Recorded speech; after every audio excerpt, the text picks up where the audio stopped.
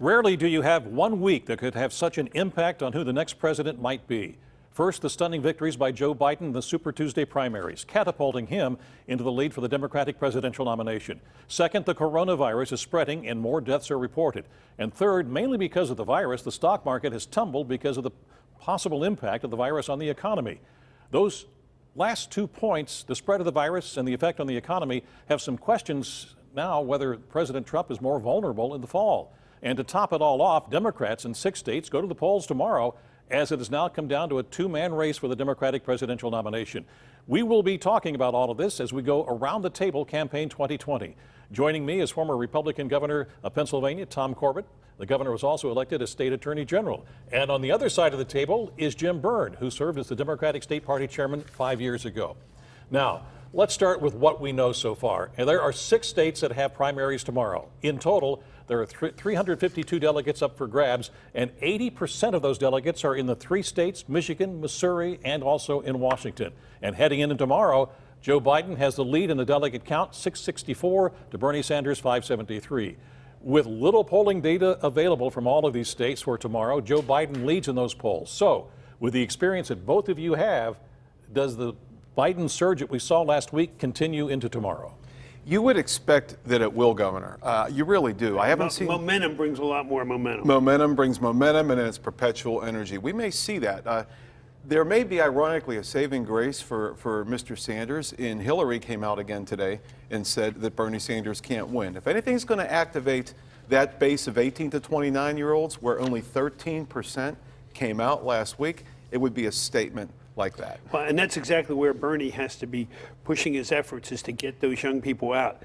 He's talked about having the biggest turnout ever, right, yet they fell flat in last week's election. This week's election, he's going to show he can do that if he's going to survive past this week. As we know, going into last week's Super Tuesday, just before Super Tuesday, Amy Klobuchar dropped out. Prior to that, the former South Bend mayor, Pete Buttigieg, dropped out. That seemed to give Joe Biden a lift there. Now, Elizabeth Warren has dropped out. She was, most people believe, taking some votes away from Bernie Sanders. She has yet to endorse a candidate, so with her dropping out, what's going to happen, Jim? I suspect that many of those progressive-oriented Warren supporters will just naturally navigate over to Bernie Sanders. She has held her endorsements. She will not be able to hold her supporters much longer. They're already starting to break, quite frankly, mostly towards Sanders. And I would agree with that. They're going to go towards Sanders.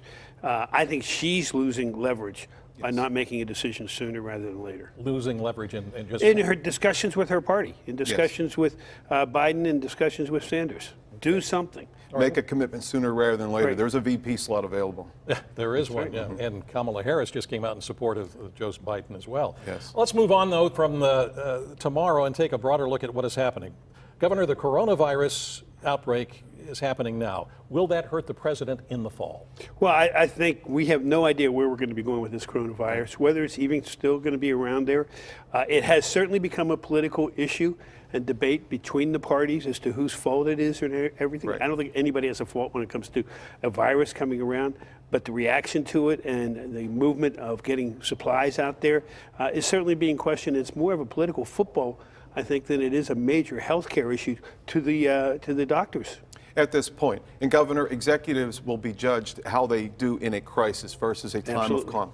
You're an example of that. Millville in 2004, I'm proud of what our administration did in Millville to respond to Hurricane Ivan. Concise, to the facts, turn this thing around.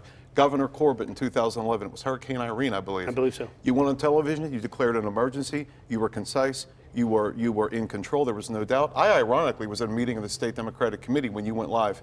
We had to cancel our meeting because of your declaration, but there was not one complaint in that room.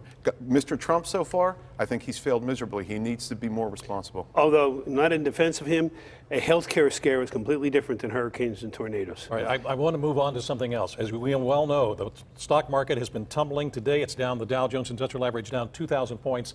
The president has been boasting about the market and boasting about the economy in the fall. What's going to happen now? Well, I think it's more difficult for him. In fact, I think when we first started the show weeks ago or months ago now, it looked like it was going well for him. But we always said if something happens to the economy, it's going to be much harder for the president to get reelected. Are Democrats licking their chops over this? Well, nobody wants to see this happen, but politically speaking, it is a football and it is a tactical advantage for the Democrats. The uncertainty internationally on what's going to happen is being fueled by Mr. Trump on Twitter, in my opinion. He's fiddling with the Twitter account, and I use the term fiddling intentionally in reference to Nero. He can't be perceived as walking past this crisis and attacking his opponents instead of being a leader. All right, gentlemen, I'm sorry. And in regard to today, though, this is much more fueled by what's going on with oil between Saudi Arabia Yes, it is. and Russia than what's going on with the coronavirus. All right, gentlemen, thank you. It's going to be the next couple of weeks and days are going to be interesting, and also the next couple of months as we head toward the general election in November. Thank you.